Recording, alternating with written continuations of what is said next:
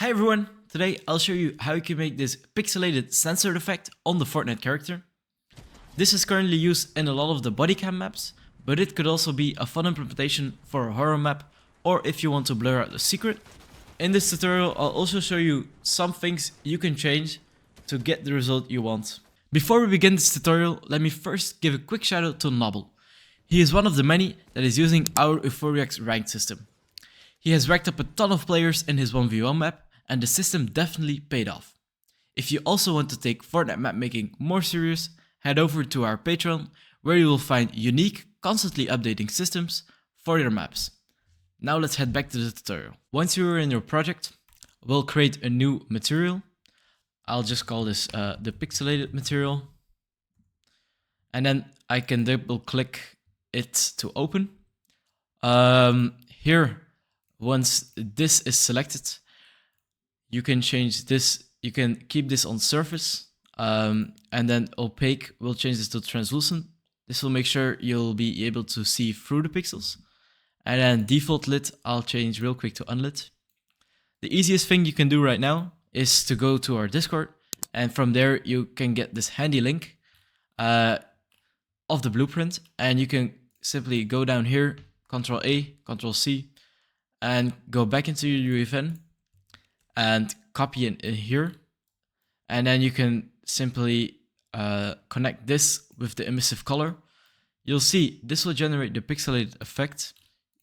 Some things you can change right now are the density of the pixels. So you can change it.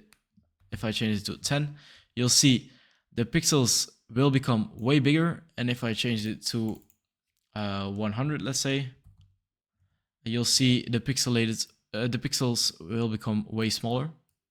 As you see right here, it's barely noticeable. I'll change this back real quick to 40 because I think that looks the nicest. You won't have to change anything about this here.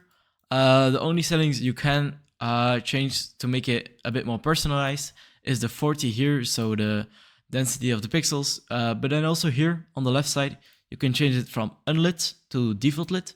This will create more of a border around your box. I'll show you this comparison side by side, so you can choose which one you would like. After that, we'll just save the material here, and then we'll hop out of this window. Now we'll place down some of the devices we'll need to make sure the material goes on top of the Fortnite character. So we'll place down a character device. So this one. And then we'll also place down a VFX power-up. Then firstly, we'll go to the modeling mode, and we'll click the box here, and we'll just place down a box. This will basically be the thing that will be on the Fortnite character to make sure you have the pixelated effect. Then we can go back to the selection mode. So now we'll go back to the folder. I will create a Niagara. We'll just simply create an empty Niagara. We'll call this one Pixelated Niagara. I'll double click to open this. And then in here, we'll firstly change this from local space. We'll check this. The sprite render right here, we don't want that. So you can delete it by hitting the delete button, and then you hit the plus sign to actually generate the mesh render. The mesh in here, we can select the box. Normally it will show up right here. And then in the box, if you double click it, you can change the effect here to pixelated. And then we can save it. Then some other settings will change is the particle state. We'll uncheck this. Initialize particle. We'll just check this here, and this we can use this to later to more position the head correctly. And then in here we change this to self. We change this to kill. This kill right here makes you able to turn the effect on and off. And then the loop behavior will just let it play on infinite.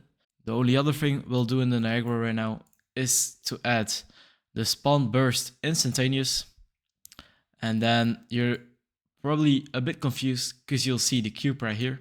This is because we still have to change one single thing I forgot in the material. So in here, if you go into the material and you'll search up Niagara, you can simply click all these boxes and then hit save. And then if you go back to the Niagara, you'll see it has the correct effect. So right now, we'll save the Niagara. And we'll place down the Niagara in our world.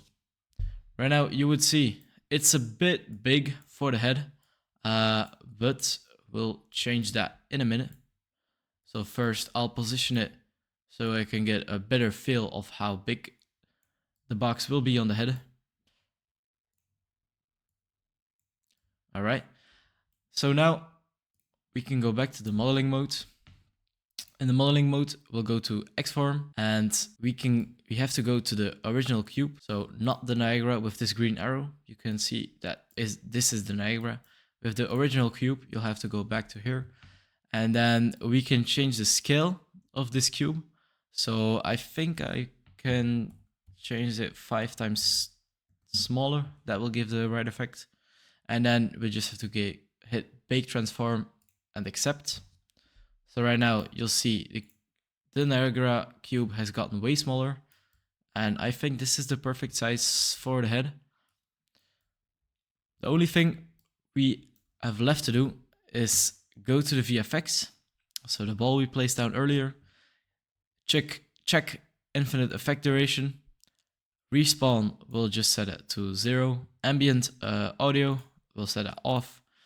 The visual effect, we'll change it to custom effect. And in here, you can change it to the pixelated Niagara. You can select from here. And then the custom effect socket will hit on the head. And then here, there are some other things you can change, but that's up to personal preference. Right now, the only thing that is left to do is go back into the Niagara, go to initialize particle, and then if you see right here, if I click on this, the blue arrow makes it go up and down. But what will happen right now is the blue arrow, no, the base of the Niagara will sit here in game. So we'll change that a bit lower. So we'll change the blue coordinates to, I think, -10 would work.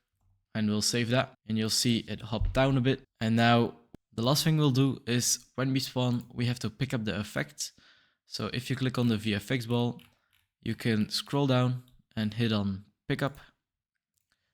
If the player spawns, so player spawn pad 1, on player spawned, player spawn pad 2, on player spawn. Right now, we'll just load up the session and we'll see if the result is what we like. Now we load it up into the game and you'll see it's maybe a bit too small and for sure with like the bigger skins. So we'll change that real quick. We'll have to find the original cube again. Luckily, I see it right here. And then we'll go back to the modeling mode. We'll make it, I think, 1.8 will do. And we'll again bake transform this, accept it. So you'll see it's a bit bigger right now. And now we can hit push changes again to look at it again. We've just spawned back into the game and this effect looks pretty nice. If you want more tutorials like this, make sure you subscribe and like this video. And yeah, we'll see you in our Discord and have a good day, everyone.